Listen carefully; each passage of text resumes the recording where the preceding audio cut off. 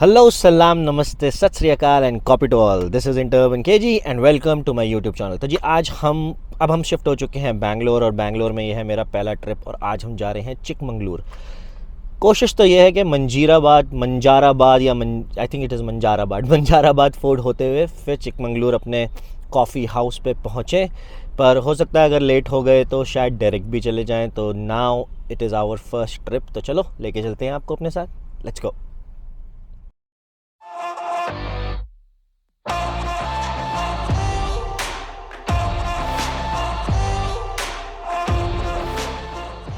The total distance from Bangalore to Chikmagalur is around 274 kilometers and it takes around 6 hours. However, since we had planned to stop at the Manjarabad Fort, it would take us around 8 hours and we'll be traveling around 327 kilometers.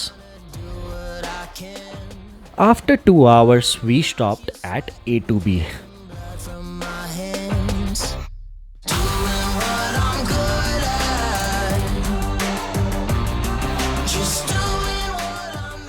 The food was good, simple and cheap, so we had couple of dosas and thali and off we were to our first destination. Although we hear about all the bad things about Bangalore traffic, but surprisingly the highways around Bangalore are pretty good, and this one especially. And to top it all, there was so much of less honking. In about 5 hours we reached the fort. You have to rely on Google Maps because there are no proper signages. The only idea you will get is because of the shops on the corner. Fort पहुंचना आसान था, however there is 15 to 20 minutes climb to the fort, which is assisted by around 500 steps. So have some water and be prepared for a little bit of hike. Finally we have reached the fort.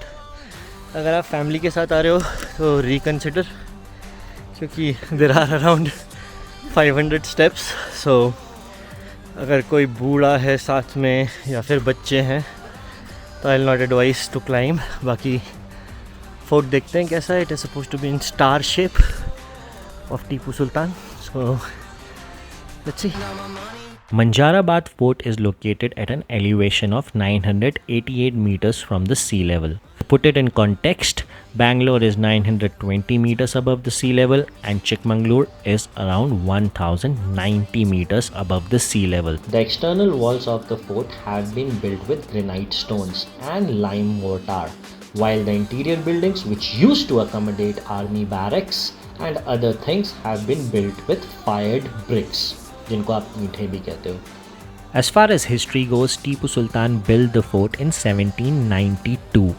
The Sultan wanted to make the highway between Mangalore and Kurg secure for his expansion programs.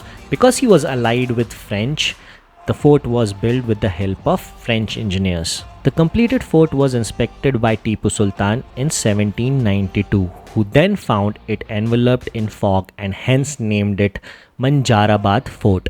The name Manjara is a version of Manju, meaning fog or mist in Kannada. The views from the fort are pretty awesome, and we also had our Dil Chahta Hai moment, although this was not Goa and it was not the same port as well. Spent my life living dangerously, never worried how I'm getting by. After spending couple of hours at the port, we headed back and off to our overnight halt, which will be at Coffe Paradise.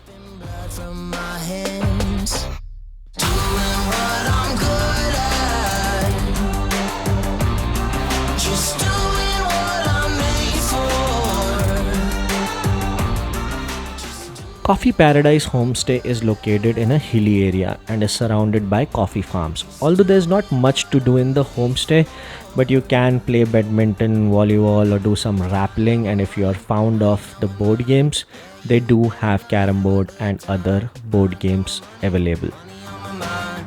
The rooms were relatively clean and the deal of 2000 rupees per person was not bad with all meals, and yes, they also provide you some snacks in the evening. After relaxing a bit in the resort or the homestay, we decided to call it a day as we had to go for the Chikmagaluru sightseeing next morning.